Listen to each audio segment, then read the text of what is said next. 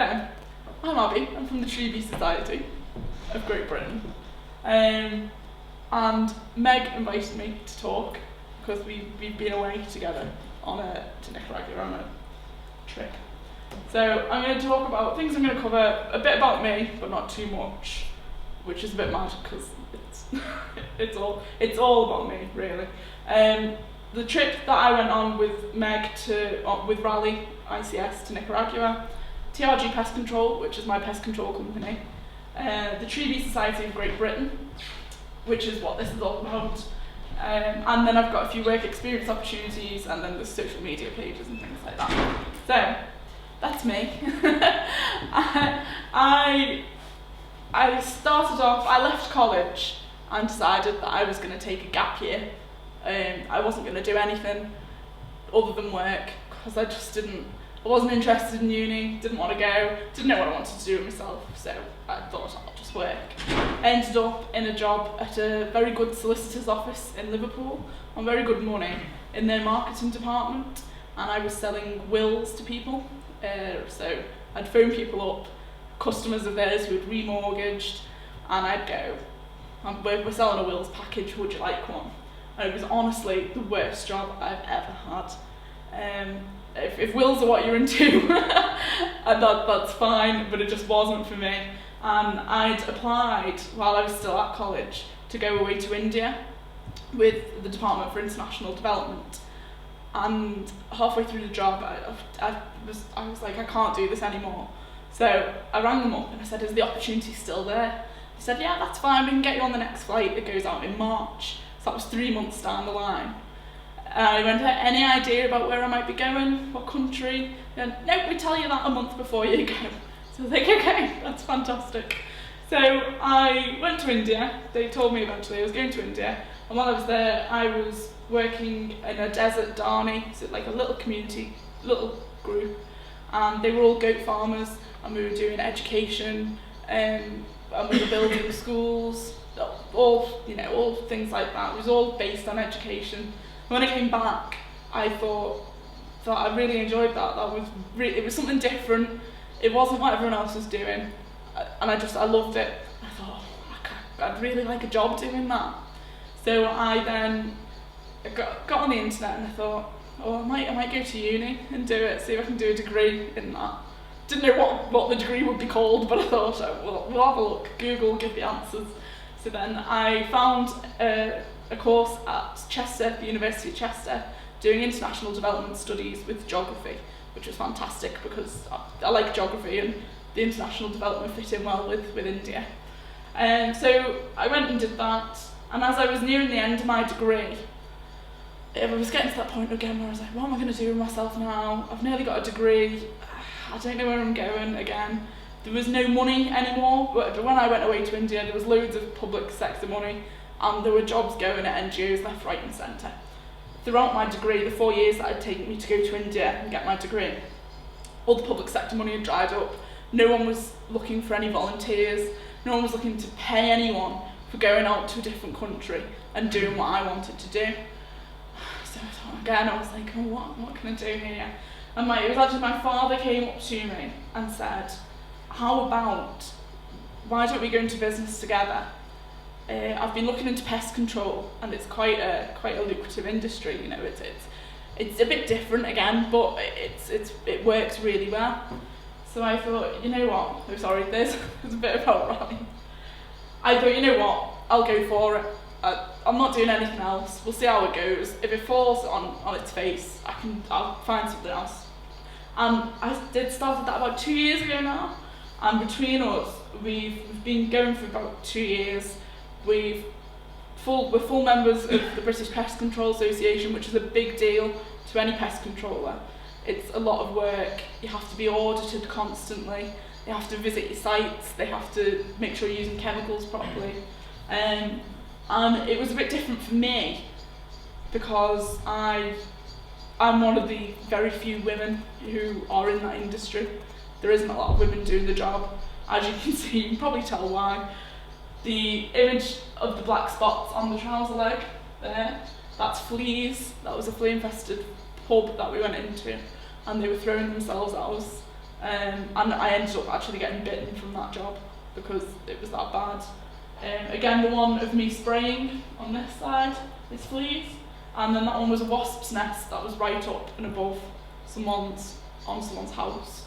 So it's a varied job, it's very different, it's nothing to do with what my degree is in. There's a few skills from geography that you do transfer over, knowledgeable things, but it's nothing. I never envisaged myself doing this when I graduated, ever, in a million years. So, but from that, we were getting a lot of phone calls from members of the public who were getting, the calls were coming in and they were for wasps' nests. Now wasps come out August, September maybe, and we were getting calls in March and April for wasps' nests, and we thought this is a bit weird that. So we thought, well, we'll go out and check them out. And what it was bumblebees, most importantly, it was Bombus hypnorum, which is a new bumblebee to the UK. It came over in the early noughties from Europe. It came over naturally, so no one imported them, no one brought them in as far as we know. And they've just thrived. They, unlike other bees, they live in bird boxes, they live in lofts, they live in compost heaps, the vents from your tumble dryers, they live in them. They live in and around humans and they absolutely thrive on it. And it's one of the reasons, we don't know why, normally bumblebees build a nest in the ground and you don't normally notice the nests because you don't normally get them in your back garden. But these, and we were getting loads of calls for them. And people were panicking, they weren't very knowledgeable on bumblebees, they thought the kids were going to get stung, they were worried that, you know, the neighbours were going to complain that there was a wasp's nest, that it was unsightly because you can see them coming out of the top of the house. And at first, I was like, well, I don't really want to kill them because I know how important they are after doing all the work I've done with the environment in Nicaragua after my degree. It was so important to me to not kill them. I didn't want to. There was no reason to. They weren't causing any harm to anyone. So I was thinking, well, if I don't do something, I'm missing out on money because someone else will just come in. The customer will phone someone else. They'll get another pest controller out who isn't as, you know, who hasn't got as many morals as I have, and just spray them and get rid of them. And I thought, can't let the money go. So I was like, well, why don't we pick up the nest and put it somewhere else? You know, they don't seem to be picky about where they're nesting, so they don't have to have, you know, a certain temperature or be in the shade or wherever. I was like, why don't we just pick them up and put them in someone else's garden, someone who wants them? So that's what we started doing. We started off with this appeal in the newspaper, anyone want to adopt a nest of wild bees? And it went absolutely mad. After that newspaper article, my inbox in the office was pinging like you wouldn't believe on a daily basis, and I've actually ended up with over 100 volunteers, purely through the use of social media and the local media, to get volunteers in who want to take these bees off us, you know, who want a bee's nest. They don't last forever, they're not like honeybees, they last for a couple of months. So that's till August, September, the nest dies off, the new queen flies away and makes a new nest somewhere else. So they don't require anything for these people to do anything. It was a fantastic solution to what was a huge problem. And what we were noticing was, we talked to other pest controllers about it, and they go, oh, we're having the same problem. We don't know what to do with these bees. We're losing out on money. There's people who are spraying bees' nests for £25, which in my eyes is wrong. They're so important. If you look over at the board there, there's loads of facts on there about everything, but they actually make so much money for the UK economy, and we're just going out and killing them for a couple of quid. It's just wrong. And I thought, right, well, there's something in this. So I did a bit more research, and I found out a lot of local authorities are also killing bees' nests. I know my local council does, and I know plenty of others do as well. For a fee, they'll come out and they'll spray a bee's nest. Now, the problem isn't just that you're killing bees off. I mean, that's a big enough problem in itself.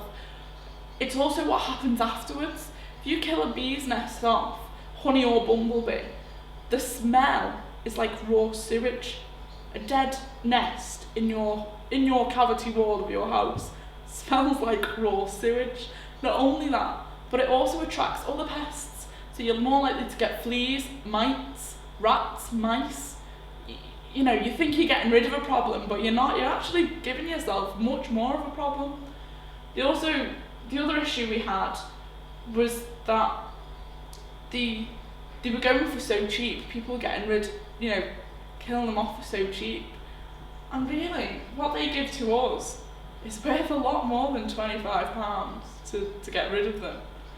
So we came up with the idea of the Treaty Society of Great Britain, and what the plan is to roll it out across the UK. So we start with my little hub in West Lancashire, and then someone in Durham, for instance, phones me up and goes, well, I've got bees, but I don't want to kill them, but I can't have them in the house because my child's allergic or something like that. So I'd phone up a pest controller in Durham, who's also a member of the British Pest Control Association, who would already be trained on how to go in there and remove them, to do a similar thing to what I'm doing. So we've started building up on this, and it's only fairly new, but we won a Green Apple Award last year.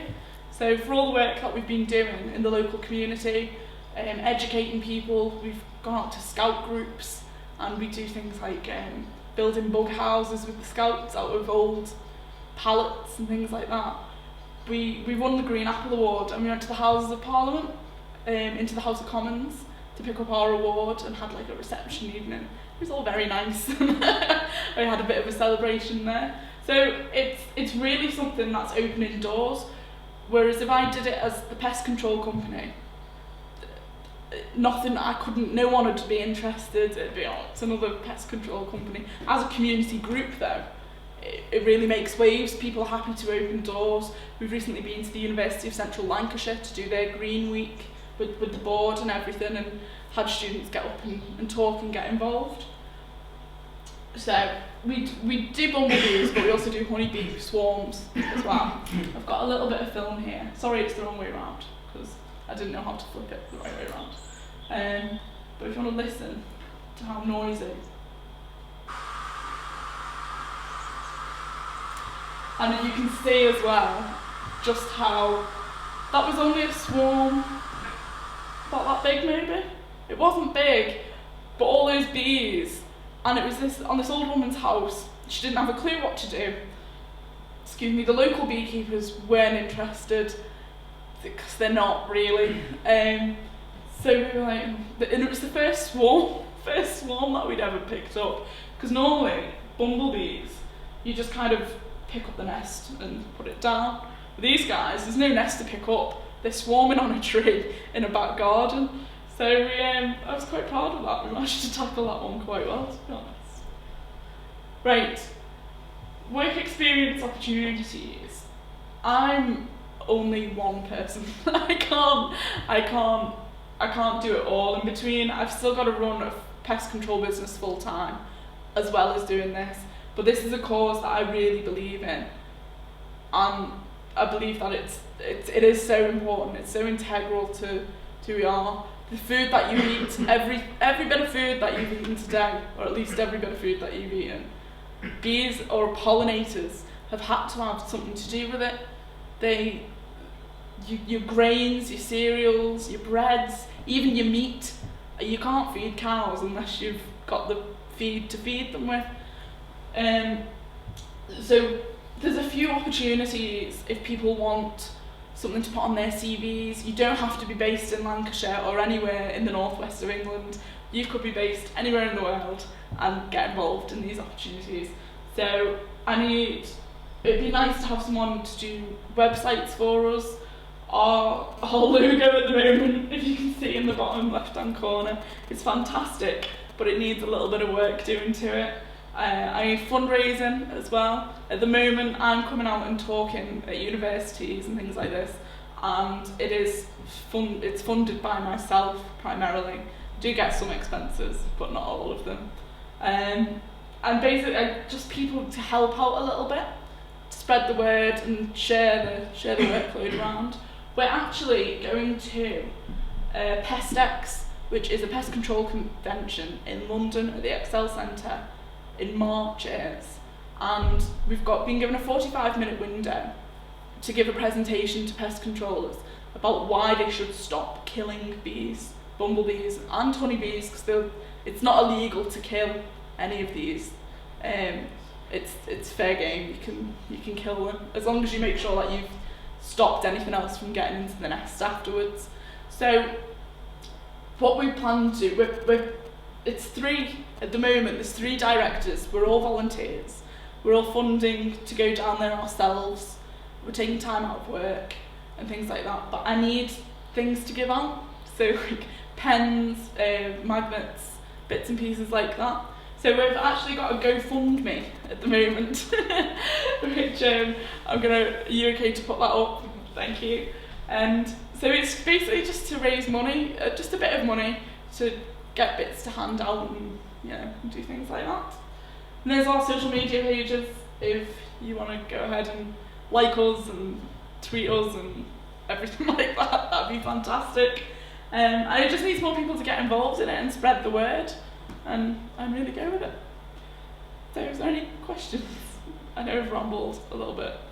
Any at all?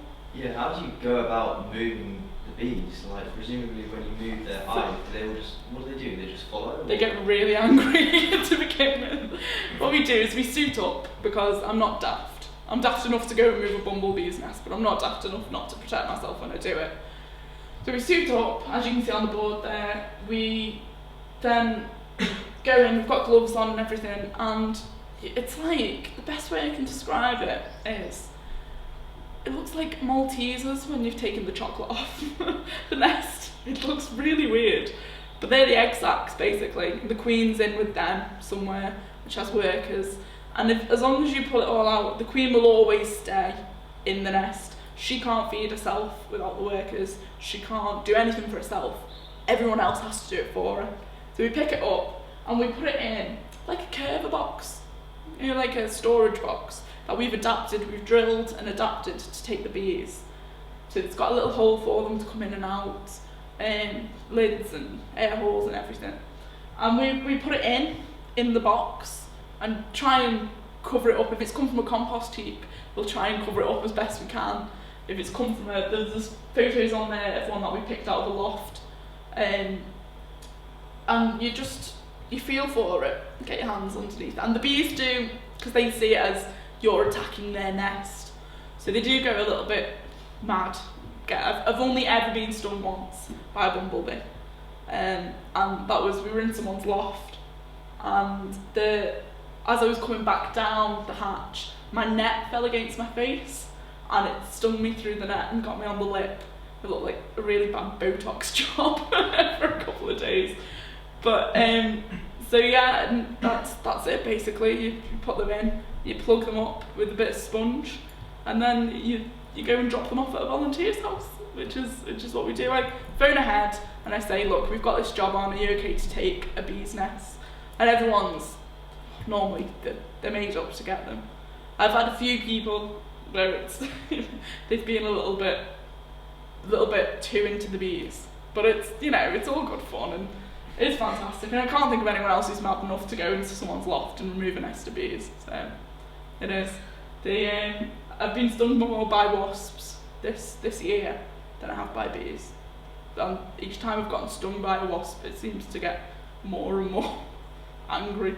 You can feel the venom in them. So yeah, that's how we do it. And we spend a lot of time. We ended up, I can't remember how many nests we got last year. If we can't get to the nests, say they're in like the apex of the house, on the corner, and I can't get to them from the loft, we normally just advise people on the bees, the best way to go about just leaving them alone, ignoring them. And what you tend to find is, a lot of it is a next door neighbour going, oh, you've got wasps up there. And otherwise, the person who's got the bees would be perfectly happy just leaving them alone. But the neighbour will go, oh, the bees keep on bothering the kids when they're out in the garden, or we tried to have a barbecue last week and they were coming in and annoying us. And they get worried then, it's like peer pressure almost, to get rid of them. So it's interesting. It's definitely interesting. One of the most interesting jobs I've ever had, to be honest. It's good fun. Anything else? No? Okay, thank you very much for coming. I've got some handouts there and there's a sign-up sheet as well if you want any more information. So, and Meg will pass bits around and do all sorts. Thank you for coming then. Thank you.